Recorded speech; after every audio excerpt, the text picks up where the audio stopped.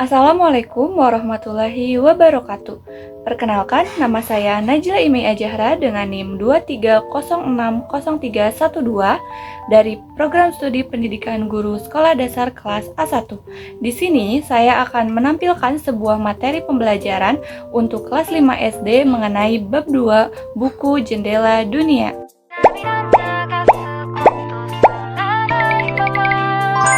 Assalamualaikum warahmatullahi wabarakatuh.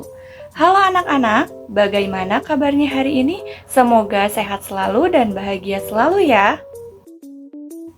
Nah, anak-anak, pada kesempatan kali ini kita akan belajar mata pelajaran Bahasa Indonesia mengenai materi bab 2, yaitu buku Jendela Dunia. Anak-anak, pada pembelajaran kali ini diharapkan kalian mampu memahami bagian-bagian penting dari unsur intrinsik, majas, kalimat langsung dan kalimat tidak langsung, serta teks fiksi dan teks non-fiksi.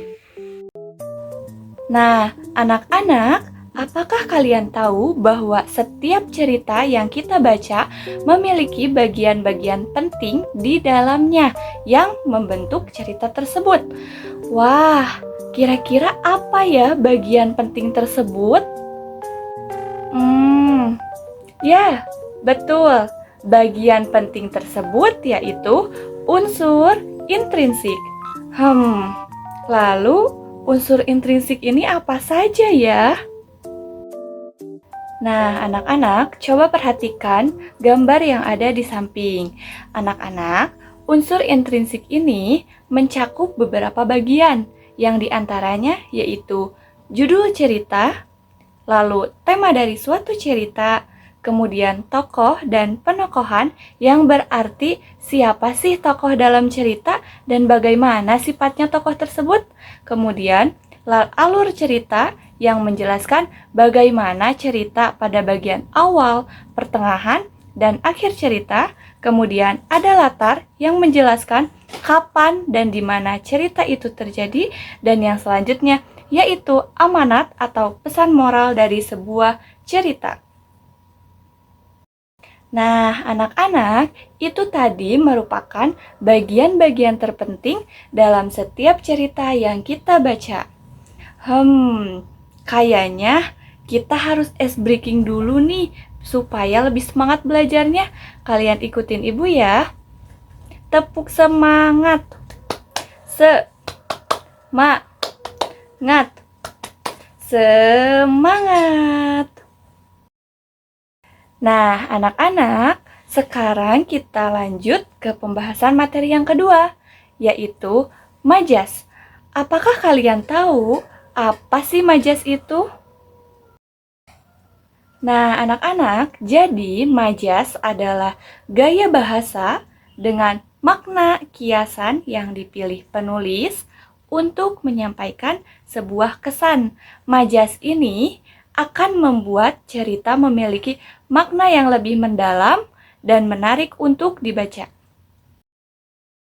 Nah, anak-anak, jenis majas yang pertama yaitu metafora. Metafora merupakan majas yang menggunakan kata yang mewakili simbol dari makna sebenarnya. Contohnya, rumah itu habis dilahap si jago merah dalam waktu 2 jam saja. Nah, kata si jago merah ini merupakan kata simbol yang memiliki makna sebenarnya bahwa si jago merah ini adalah api.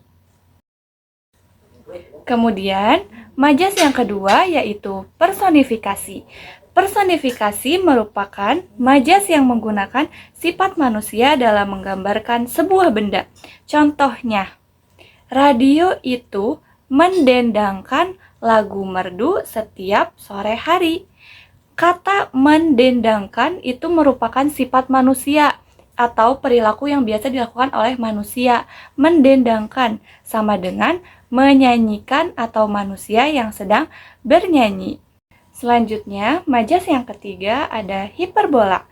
Hiperbola adalah majas yang menggunakan kata yang bermakna berlebihan untuk menekankan suatu maksud. Contohnya, sesaat setelah peluit lomba berbunyi, anak itu langsung berlari secepat kilat. Kata secepat kilat ini memiliki makna berlari sangat cepat. Namun di sini kata secepat kilat ini diibaratkan dengan kilatan petir. Nah, anak-anak, setelah kita mempelajari tentang majas, coba kalian diskusikan soal di samping ini ya.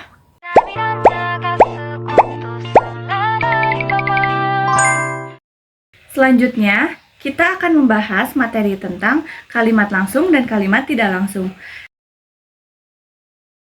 Anak-anak, kalimat langsung adalah kalimat yang diucapkan secara langsung oleh pembicara kepada orang yang dituju.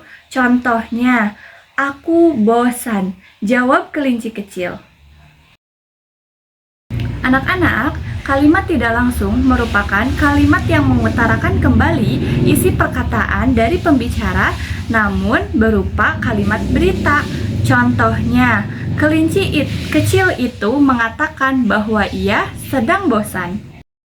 Nah, anak-anak, sekarang kita akan membahas mengenai teks fiksi dan teks non-fiksi. Yang pertama ada teks fiksi.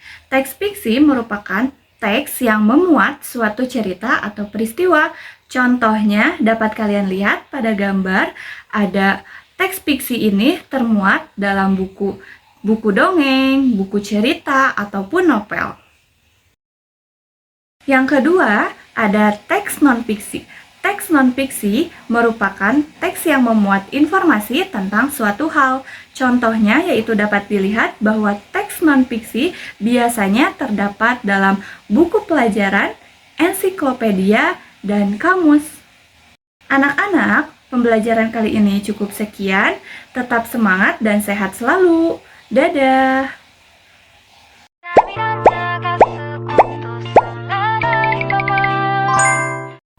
Cukup sekian materi yang dapat saya sampaikan. Mohon maaf atas segala kekurangan. Terima kasih. Wassalamualaikum warahmatullahi wabarakatuh.